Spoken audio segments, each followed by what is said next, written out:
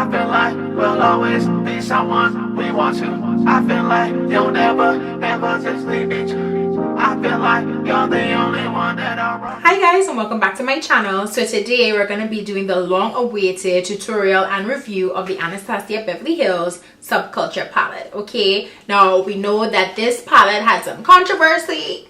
You know, some people didn't like it, some people loved it, some people thought it was a batch issue. You know, maybe the people who didn't like it got a bad. I don't really know. I'm not sure if it was actually a batch issue, but we knew that people were just swirling their brushes and going to town on this palette. Okay, we're not gonna do that here today. So if you want to see how I created this beautiful green editorial Pat McGrath inspired look, then please keep on watching. Okay, so I'm coming up closer to my face, and the first color I'm going to use is this color called Dawn, and I'm just going to set my entire eye because you know I take my concealer all the way down. Now we're going to move on to Fudge, and I'm tapping off the excess and I am putting that in my crease.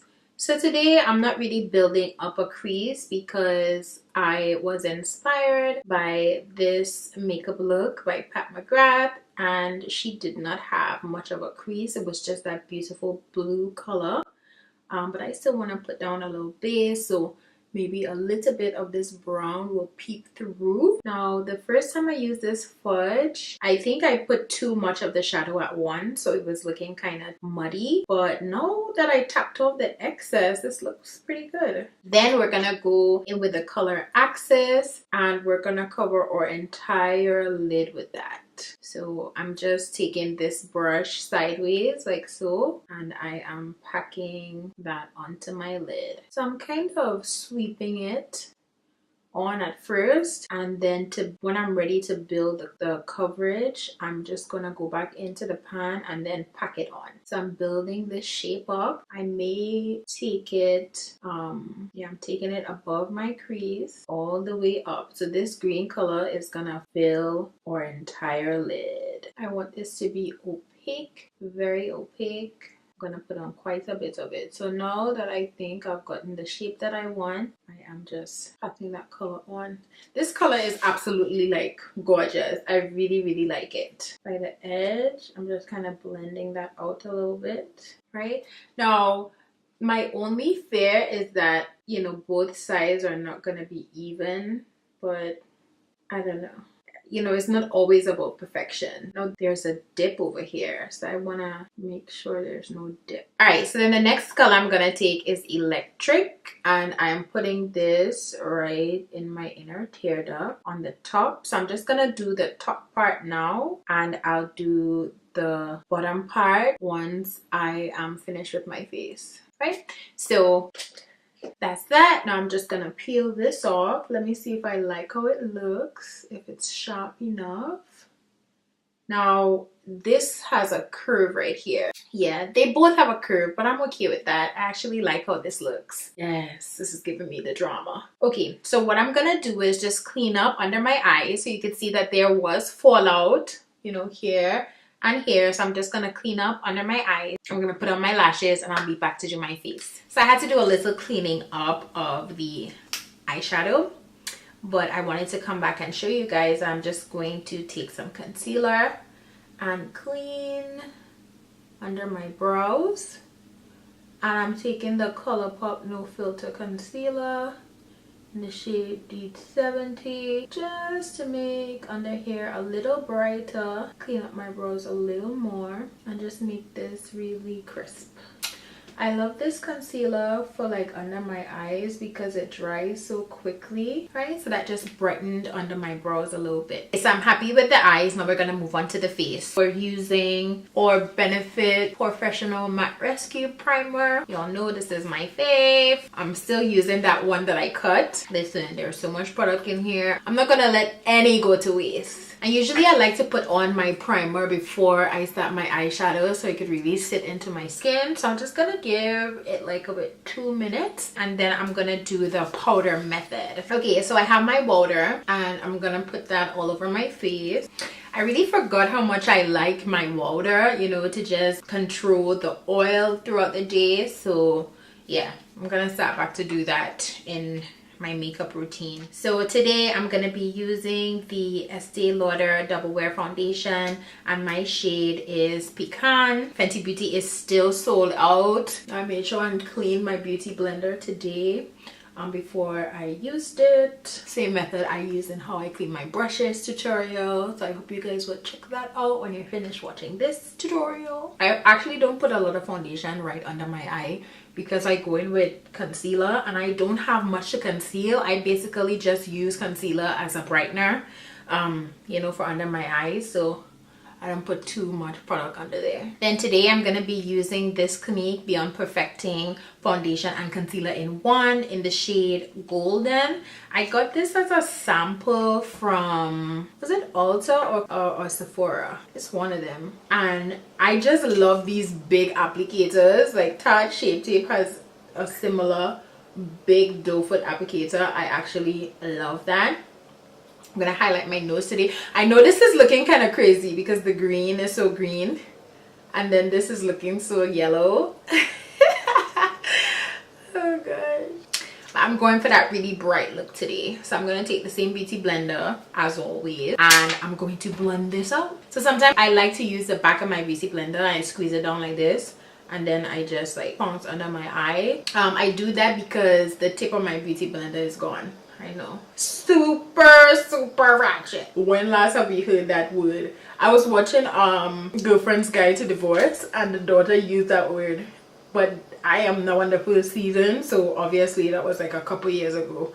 I was like, ratchet. That just cracked me up. But guys, do you see how beautiful this concealer is? It is really nice. So now we're gonna move on to the contour, and you know what I'm gonna use? Fenty Beauty Matte Matchstick in Espresso, and I want to go a little higher up for my contour today, so I'm gonna put it right here, like right on the bone, yeah, and then a little down my nose.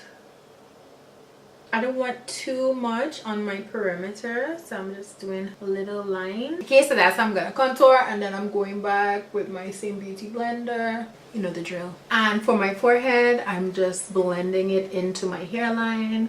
And then down the nose, squeezing again. Okay, then to set my under eye, I'm gonna be using this pressed powder from Black Radiance. I always say this, just in case this is the first video you're watching of mine.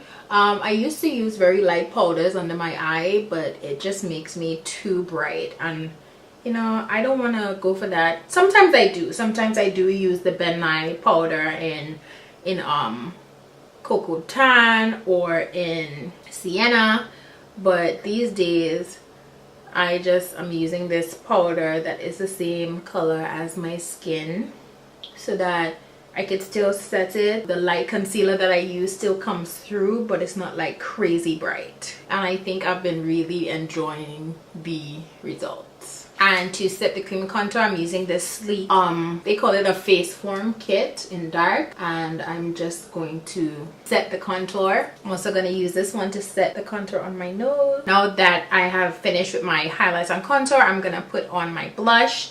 For blush today, I'm going to be using another trio from Sleek, and this one is in the shade Pink Sprint. So I'm going to use this color right here. In the picture, the blush was a nice kind of reddish pinky color, and you could see it too. So I'm going to put on a good amount of it so you could really see, right?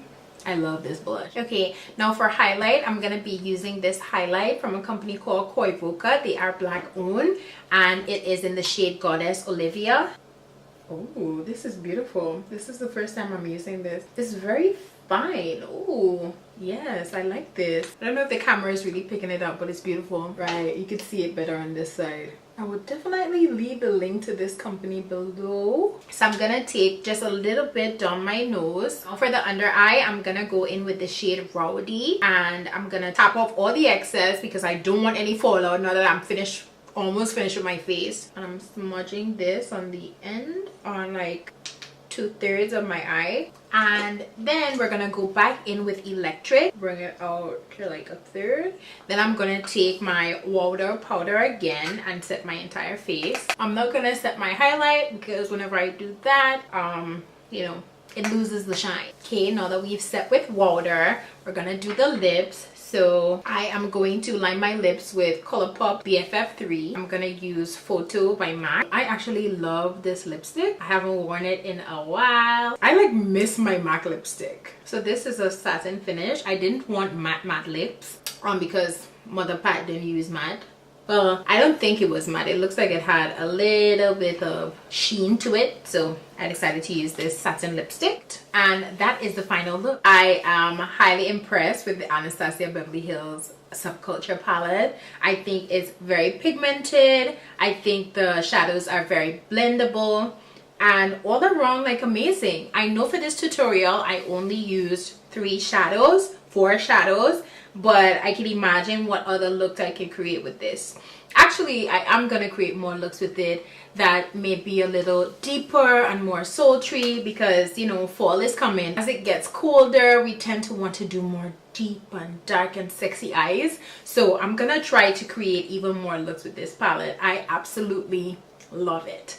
I would give it a 10 for pigmentation. I would give it a 8 for blendability, and for price I would also give it a 10. You get 14 shadows for $42. So I have the Anastasia Artist palette, and I also have the World Traveler palette, and those are 2 of my most favorite palettes. The reason why I like Anastasia Beverly Hills so much is because you can create a complete look using just that palette. She usually has a beautiful transition shade like fudge or Morocco or some kind of brown or orangey warm shade for you to use in your transition. She usually has beautiful mattes that you can use on your lid and also shimmers for your lid.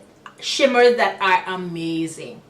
The color selections in her palettes are also usually very, very unique, right? We have never seen a palette that looks like this. Okay, this is Army Fatigue. This is what I'm getting from this. And then the outside of the package is suede. I think she also did that with Modern Renaissance palette, and probably the Prism are all suede like this. But this packaging is just amazing. And, you know, from everything, the sleeve that it comes in, you know, complements it so well. If you guys have tried it, let me know if you enjoy it. I think that this would be a very good palette for somebody who is in the intermediate stage of makeup application. I feel like beginners may have some trouble with it because it does give fallout. But as I said, I do my eyeshadow first just for that same reason. This is like pure pigment. I think you should use a light hand if you are heavy-handed, and yeah, just enjoy it. You know, it's trial and error. When you buy something for the first time, like, don't just say, oh, the reviews are horrible, I'm not gonna get it. You could go to Sephora, go to Ulta, try it for yourself, you know what I mean, to see if you really like it. I like it. You saw that I was able to create this very editorial and beautiful makeup look with it. So I hope that you guys maybe might try it, and if you do so, please, you know, tag me on Instagram or send me a message telling me how you like it, or you could just comment down below. So, you know, you can follow me on my social media platforms. It's Beat on Instagram and on Snapchat, and The Beat Inc. on Facebook and Twitter. Without further ado, thank you for watching and have a great day. Bye.